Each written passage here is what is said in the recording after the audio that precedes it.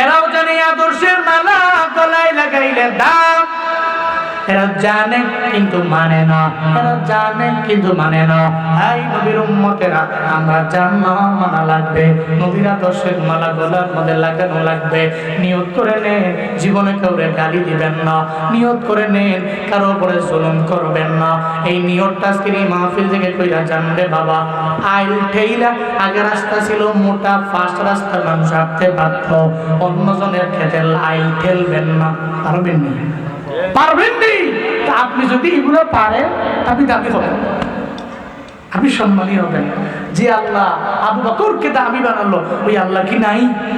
কথা কই না কেন? নাই। কেমন আদর্শ!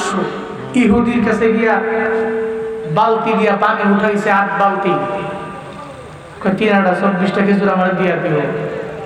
8 বালতি পানি উঠানোর পরে হঠাৎ করে নিজে ইচ্ছা করে না, বালতি ছিঁড়া পড়ে গেছে। বালতি ছিঁড়া, রশি ছিঁড়া, বালতি পড়ে গেছে। ইহুদিয়া কয়, তুমি বালতি কেন ফেলাইলা? আমি তো ফেলাই দেই। বালতি ছিঁড়া নিজে পড়ে গেছে, নিচে ইচ্ছা করে রশি ছিঁড়া পড়ে গেছে, আমি ফেলাই দেই। ইহুদি কয়, আগে থেকে তোমারে বলছি তুমি সুন্দর মানুষ, ভালো বংশের ছেলে, তুমি আমার বাড়িতে কাজ করতে আসো না, তুমি আমার লস করতে আসছো। নাউজুবিল্লাহ পড়বেন না? জোরে পড়বেন না? নাউজুবিল্লাহ। মদিনাওয়ালা নবী কয়, আমি ইচ্ছা করে ফেলাই না, কয় ইচ্ছা করে ফেলাইছি। একটা পর্যায়ে রাগ কবি করে আছে, নবীর গাল মোবারকের মধ্যে একটা থাপ্পড় লাগায়। যেই নবীর শরীরে মশা মাছি বসা হারাম, আল্লাহ মশারে বলছেন রে মশা, নবীর দেহে মুবারকের মধ্যে বসতে পারবা না, অবৈধ বানিয়ে দিয়েছেন রব। ওই নবীর গাল মুবারকের মধ্যে একটা থাপ্পড় লাগায়। নবী থাপ্পড়টা খায়া কয় না, আমার আবু বকর আছে রে, আমার উমর আছে রে, তোর বাড়ি নিয়ে আসা তোর বাড়ি উড়াইয়া দিন। সঙ্গে সঙ্গে নবী রিপ্লে করে, হ্যাঁ ইহুদি, কয়েকদিনের না খেয়া গালের গোস্তগুলা শুকাইয়া আমার গালের হাড্ডিগুলা বেসে গেছে রে। এই হাড্ডিওয়ালা গালের মধ্যে জোরে জোরে থাপ্পড় মারছো, এমন জোরে মারছো হাতের মধ্যে আমি জানি তুমি ব্যথা পাইছো। আমায় বলো না হাতে ব্যথা পাইছো নি, আমার জানা।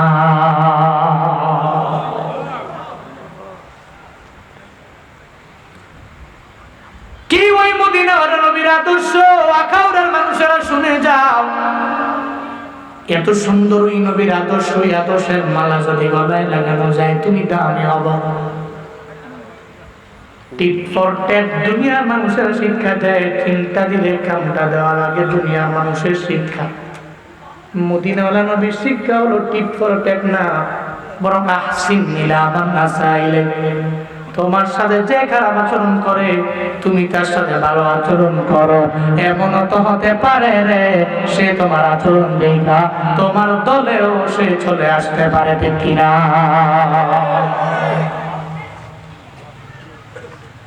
এটা মদিনাওয়ালা নবীর আদর্শ, আহসিন ইলা মান আসাআ ইলাইহি।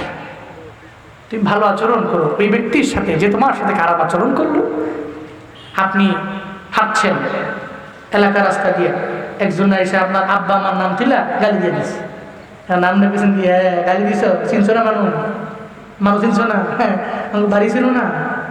আমার বন্ধু বান্ধব জানো কি লিঙ্ক আমার জানো, 10টা আছে হুন্ডা আমার, খালি ফোলা ফেন একটা ফোন দেয়া 20 জনে হাজির হয়ে যাবো, চিনো এ কি পাওয়ার দেয়া।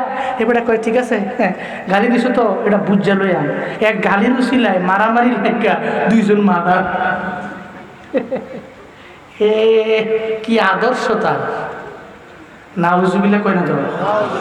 আরো জোরে পড়ে না নাউজুবিল্লাহ। এটা তো আপনার আদর্শ না, আপনি তো নববী আদর্শকে লালন করবেন। মনে রাখবেন, মাইরা পিটায়া জুলুম কইরা নির্যাতন কইরা আপনার দলে আপনি লোক নিতে পারবেন না। ওটা নিলেও কন্টিনিউ করা যাবে না। আদর্শের মালা দেখায়া দেখায়া নববী আদর্শ দিয়া সুন্দর আচরণ দিয়া যে মানুষগুলোকে আপনি আপনার দলে আনবেন, সে মৃত্যু পর্যন্ত আপনার গুণকীর্তন করবে, আপনার পাশে থাকবে, জীবনেও কোনোদিন টাকার কারণে অন্য দলে যাবে না।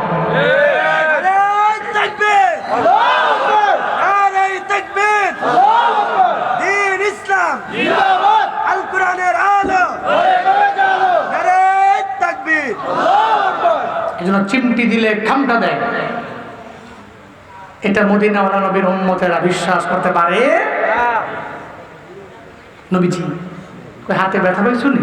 আমার বল ইহুদি কই এটা কেমন মানুষ, হোয়াট এ ম্যান, কেমন মানুষ এটা, অদ্ভুত তো।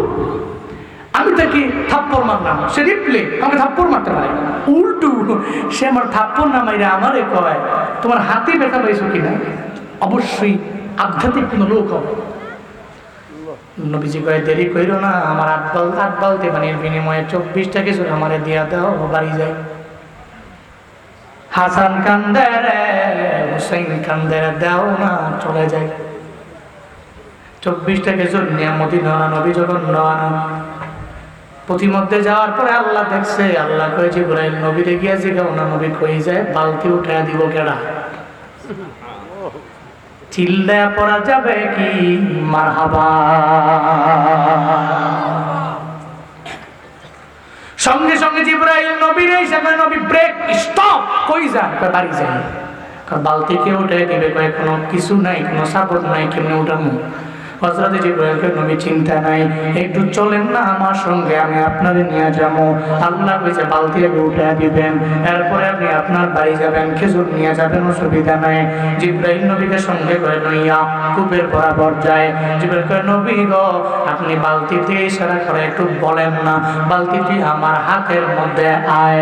সঙ্গে সঙ্গে মদিনাওয়ালা নবী ওই বালতির দিকে তাকায়া বলে, ও বালতি রে, আল্লাহর ইশারায় আমার হাতের মধ্যে আয়। বলতে দেরি হয়, ওই বালতিটা নবীর হাতে আসতে বিন্দু মাত্র পরিমাণ দেরি নাই।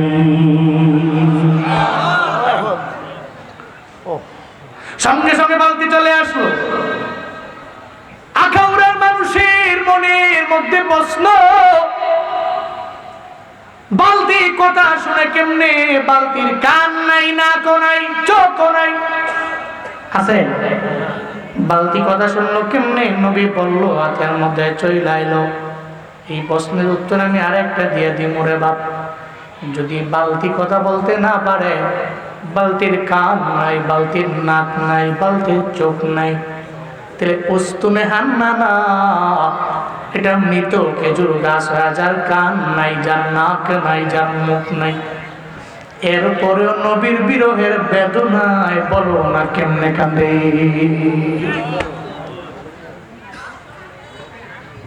কেমনে কান্দে?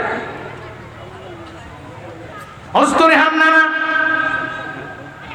মদিনাওয়ালা নবী হঠাৎ মসজিদে নববীর মিম্বার হয়ে গেল। নবী ওখান থেকে নবী খুতবা দিবেন। হঠাৎ করে শুনে কার জানি কান্নার আওয়াজ পাওয়া যায়। নবী কয় সাহাবীরা তোমরা কেউ কান্দুনি? কয় না, আপনারা দেখলে তো আমরা কাঁদতে পারি না, কান্না করতে পারি না। আপনারা দেখলে কান্নাওয়ালা চেহারাটা হাসি দিয়া ভরপুর হয়ে যায়, আপনার চেহারা দেখলে আমাদের মনটা ভালো হয়ে যায়। তাহলে কে কান্দে রে? নবী খুতবা থেকে নাই না তাকায়া দেখে ওই মৃত খেজুর গাছ উস্তনে হান্নানাটা চোখের পানি ফালে ফালে অজর দাঁড়ায় কান্দে, গুনগুনায় কান্দে। নবীকে উস্তনে হান্নানা রে, কেন তুমি কান্দো? আমায় বলো না। উস্তনে হান্নানা কয় নবী আমার, আমি কেন কান্দি? আমার বিরহের বেদনে আমি কান্দি। আপনি মক্কা থেকে মদিনা মধ্যে আসলেন, আপনি আমার দিকে ঢেলান দিলেন, আপনার পিঠ মুবারক পাইয়া আমার জীবনটা বড় ধন্য হয়ে গেছিল। হঠাৎ করে আপনি খুতবা দেওয়ার জন্য মিম্বরে চইলা গেলেন। আমিও বুঝে ফেললাম জীবনে কোনোদিন আপনার ছোঁয়া পাবো না, আপনার স্পর্শ আমি পাবো না গো নবী আমার। আপনার পিঠ মুবারকের ছোঁয়া জীবনে কোনোদিন আমার আর মিলবে না ও পয়গম্বর। এই জন্য আমি চোখের পানি ফেলে ফেলে কান্না করি। মায়ার নবী ডেকে বলে, ও উস্তুনে হান্নানা, তুমি তুমি কান্না বন্ধ করে দাও, আমি তোমার জন্য রবের দরবারে দোয়া করে দিব। তুমি মৃত, আল্লাহ যাতে তোমার জীবিত বানায়া দেয়। উস্তুনে হান্নানা কয় নবী আমার এই জীবিত হওয়া লাগবে না। তাহলে কি দোয়া লাগবে? নবী 3 নম্বরে দোয়া করলো, ও উস্তুনে হান্নানা, আমি জীবিত তুমি হবা এতটুকু দোয়া কইরে কিন্তু না পরিসমাপ্তি ঘটাবো না, বরং আমি তোমার জন্য রবের দরবারে দোয়া করে দিব আল্লাহ পাক যাতে করে কিয়ামত পর্যন্ত তোমার হায়াতের মাত্রা বাড়ায়া দেয়। উস্তুনে হান্নানা কয় নবী আমার এটাও লাগবে না। এরপরে নবী কইলে উস্তুনে হান্নানা, আমি তোমার জন্য রবের দরবারে দোয়া করে দেই, অন্যান্য খেজুর গাছে নির্দিষ্ট সময়ে খেজুর ধরে, তোমার জন্য দোয়া করে দিলাম। তোমার দেহের মধ্যে আল্লাহ টানা 12 মাস খেজুর দিয়া দিবে, কোন মাসের মধ্যে কমতি হবে না। উস্তুনে হান্নানা কয়, ও পয়গম্বর আমার তাও লাগবে না। 3টা দোয়া করলেন, 3টা দোয়া আমার লাগবে না। 4 নম্বরে নবী দোয়া করলেন, আয় উস্তুনে হান্নানা, তাহলে এই দোয়াটা গ্রহণ করে নাও, আমি তোমার জন্য রবের দরবারে দোয়া করে দিব। সারা দুনিয়ার মানুষেরা তোমার গাছ থেকে খেজুর নিয়ে যদি ভক্ষণ করে খায়, তাইলে সব গাছের খেজুর শেষ হয়ে গেল, তোমার গাছের খেজুর শেষ হবে না, শুধু ধরতেই থাকবে, ধরতেই থাকবে, ধরতেই থাকবে। আল্লাহ বরকত দিয়া ভরপুর বানায়া দিবে। উস্তুনে হান্নানা বলে নবী আমার এই 4টা দোয়ার একটা দোয়াও লাগবে না। ও পয়গম্বর আমার এই 4টা দোয়া দিয়ে আমার দুনিয়াতে কি লাভ হবে? আপনি তো দুনিয়ার মধ্যে থাকবেন না, একদিন আপনি বিদায় নিয়ে চলে যাবেন। আপনি যে এলাকায় থাকবেন না, আপনি যে দুনিয়ার মধ্যে থাকবেন না, ওই দুনিয়াতে আমার থেকে লাভ নাই। আমি তো চাই আখিরাতে জান্নাতের মধ্যে আপনার সঙ্গে থাকবো। আর দুনিয়া ফানিয়াতুন ওয়াল আখিরাতু বাকিয়া, দুনিয়া ধ্বংস হয়ে যাবে, আখিরাত এমন একটা জায়গাটা বাকি থাকবে, বাকি থাকবে। উস্তুনে হান্নানা কয়, ও পয়গম্বর দুনিয়ার এই 4টা দোয়ার কোন দোয়া আমার লাগবে না। ও পয়গম্বর একটু রবের দরবারে দোয়া কইরা দেন না, আল্লাহ আপনার মায়া কইরা যেই জান্নাতে ঢুকাইবে, ওই জান্নাতে যাতে আল্লাহ আমারে নেয়, আমি যাতে আপনার সঙ্গে থাকতে পারি। যে আখিরাত বাকিয়া, সেই আখিরাত জীবনেও ধ্বংস হবে না, আল্লাহ যাতে করে ওই আখিরাতে আপনার সঙ্গে জান্নাতে আমার ঠিকানা দেয়। চিল্লা পড়া যাবে না মারহাবা। আরো জোরে সুবহানাল্লাহ, তাকবীর, নারায়ে তাকবীর, আল্লাহু আকবার। দিন ইসলাম জিন্দাবাদ, জিন্দাবাদ। ফিলিস্তিন জিন্দাবাদ, জিন্দাবাদ। ইসরায়েল নিপাতক, ইসরায়েল জিন্দাবাদ। ইসরায়েল নিপাতক, ফিলিস্তিন জিন্দাবাদ। উলামায়ে হাক্কানি জিন্দাবাদ, জিন্দাবাদ। নারায়ে তাকবীর, হযরত মাওলানা কারি জুনাইদ আল হাবিব সাহেব। আমি তোমার প্রেমের ভিখারি ইয়া রাসূলুল্লাহ, আমি তোমার প্রেমের ভিখারি ইয়া রাসূলুল্লাহ, ইয়া হাবিবাল্লাহ, আমি তোমার প্রেমের ভিখারি। কোন আমার লোক, আমি তোমার প্রেমের ভিখারি ইয়া রাসূলুল্লাহ, আমি তোমার প্রেমের ভিখারি ইয়া রাসূলুল্লাহ, ইয়া হাবিবাল্লাহ, আমি তোমার প্রেমের ভিখারি। তোমার প্রেমের গো রাসূল নাই যে তুলনা, নাই যে তুলনা গো রাসূল, নাই যে তুলনা। তোমার প্রেমের গো রাসূল নাই যে তুলনা, নাই যে তুলনা গো রাসূল, নাই যে তুলনা। তোমার প্রেমে জিন্দা হইল উস্তুনে হান্নানা ইয়া রাসূলুল্লাহ, তোমার প্রেমে জিন্দা হইল উস্তুনে হান্নানা ইয়া রাসূলুল্লাহ আমি তোমার প্রেমের ভিখারি ইয়া রাসূলুল্লাহ ইয়া হাবিবাল্লাহ আমি তোমার প্রেমের ভিখারি আমি তোমার প্রেমের ভিখারি ইয়া রাসূলুল্লাহ